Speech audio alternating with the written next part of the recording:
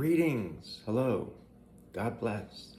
Tomasio here, and we are going to talk today about the San Damiano cross icon that was discovered by St. Francis of Assisi back in the early 1200s AD. So the question that we're going to pose right from the very beginning is, did Jesus Christ speak to Francis of Assisi through the San Damiano icon that Francis discovered in an abandoned chapel outside of Assisi, known as San Damiano, the chapel at San Damiano? So, according to the story, Francis was running. He was running from the war. He didn't want to fight with the soldiers anymore. He was running from his dad. He didn't want to work for his dad. He was running from his mom because she wanted him to do one of the two. He was running from everything. Society. He was didn't know what to do with his life. He was really confused. And, he was set to inherit, his dad's wealth, which is unbelievable. His dad was probably the most wealthy man in Italy, Assisi at the time. So Francis, something was going on. And, his life has been written about 1,000,000 times, okay? So what I want to get to is, in his running away from everybody, he did find a chapel in the woods, and it was not being used anymore, and it was in a falling apart status. And there was possibly a priest who was connected to it that maybe was living there, right? That's about all we really know. But I'm sure more people know more things that they're not letting on. So this is part of why I'm talking. So obviously at that time in history, the early 1200s, we had the beginning really of the Inquisition. And it was a very strict time. The church was cracking down on anything from witchcraft to, Satanism, Freemasonry, and, paganism in general. They didn't want to creep it in the church, especially. So Francis, and God bless Francis, he's searching just like all of us go on these searches, especially when we're young. He's questioning just about everything that he was doing. And, we don't know his mental state. Everybody thought he was crazy, really, the way he was acting. He stripped naked in front of the bishop, his parents. It was kind of strange, his behavior. But he was obviously being led, on a certain path. And along this way, he came across, in this chapel, buried in the ruins, was this icon, a 6-foot tall icon. And he was like, whoa.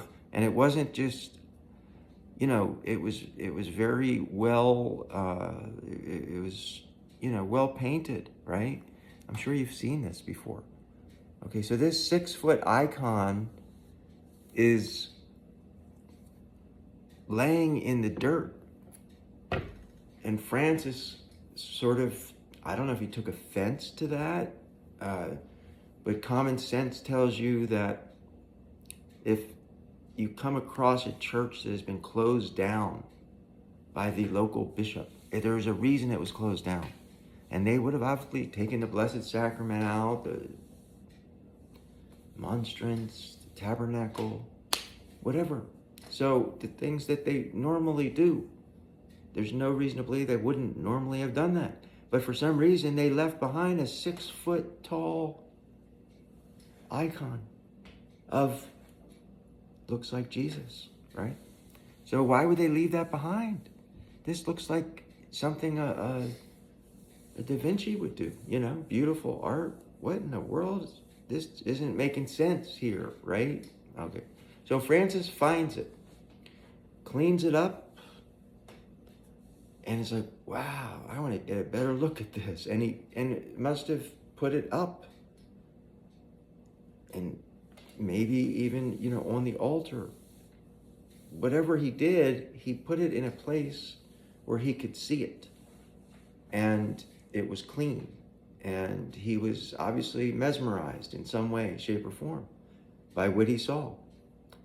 And according to just about every single story out there, this icon started talking to Francis and called him by name. Francis, as you can see,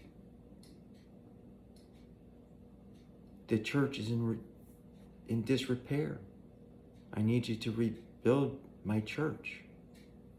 Okay, so Francis is like, wow, I mean, what would you do? Okay, so put yourself in that position.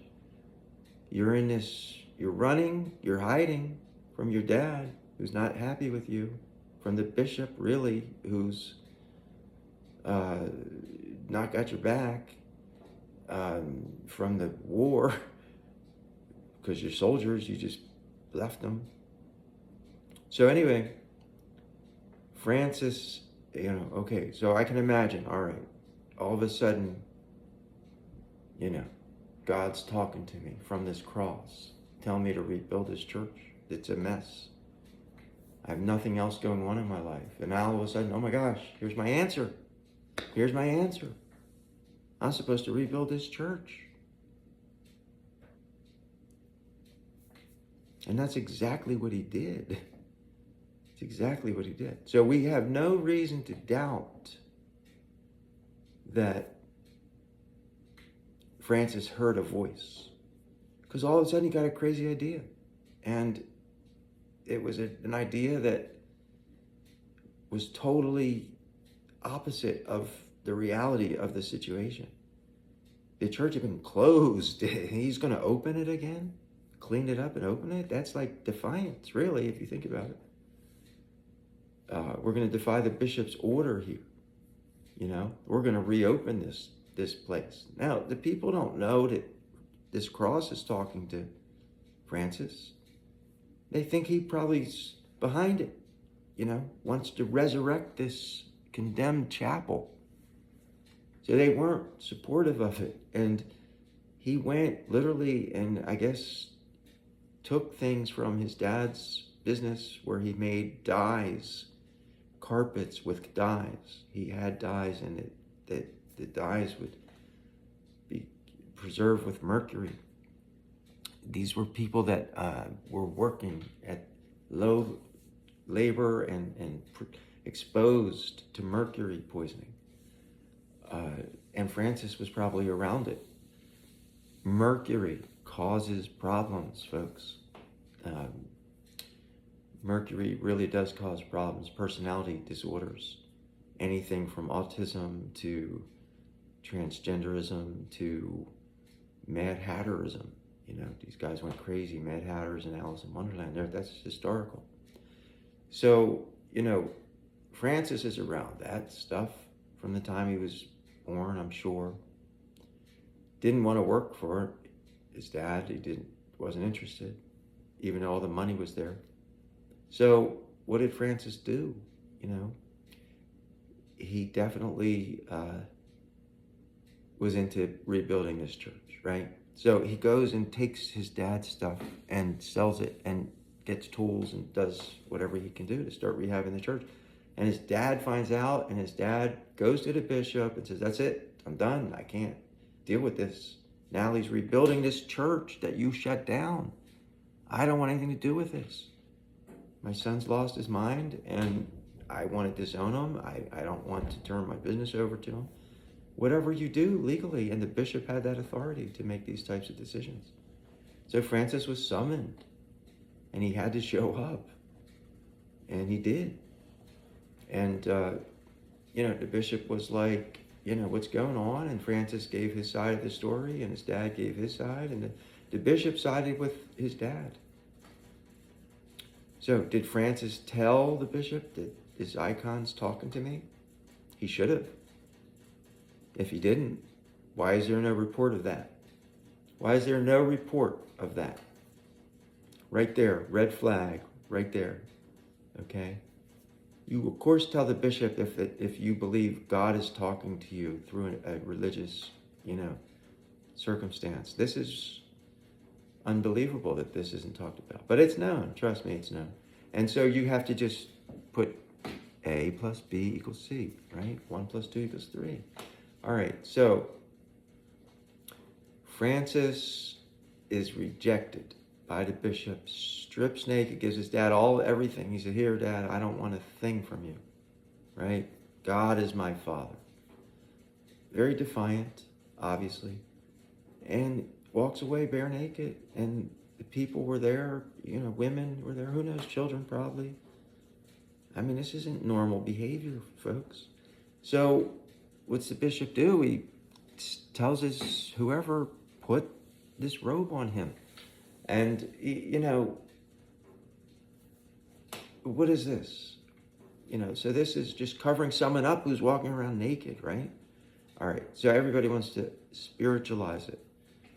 But nonetheless, Francis had to retreat and went back, obviously, to that chapel. Where else would he go? He wasn't welcome anywhere else. Now everybody thinks he's a nut. And now they're spooked a little bit, because if he did tell the bishop, which he should have told the bishop, then now the people are like, oh my gosh, Francis is hearing, voices or whatever. So they weren't happy with this, and they would go and tear down what he started building. And, the only people who would hang out with Francis were lepers, basically, until these guys started returning from the war, and they were like, where's Francis? And they go out and they see him, and he's like happy, and he's,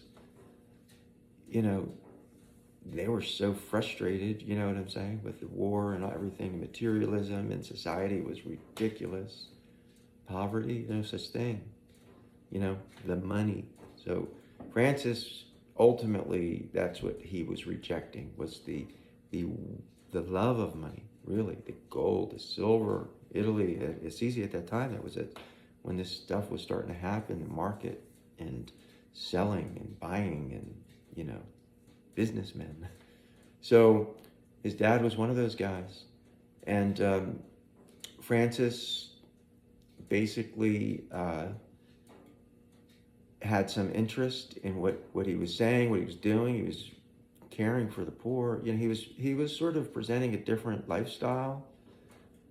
And there were other monastic orders that had started, in those days, and people were rejecting, young people were seemingly rejecting a lot of this, all of a sudden, this obsession with money and wealth. So Francis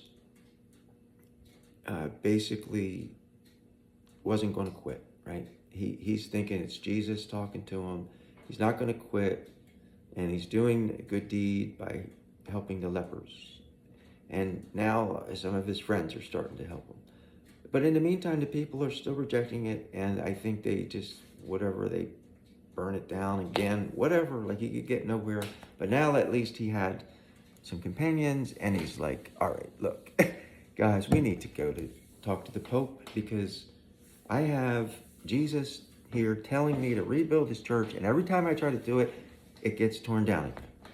And, what's up? So he got his buddies. They agreed to go to Rome, and Bishop Guido, the bishop who had already told him, sided with his dad, was there. And Francis was able to get a meeting with the Pope, Innocent.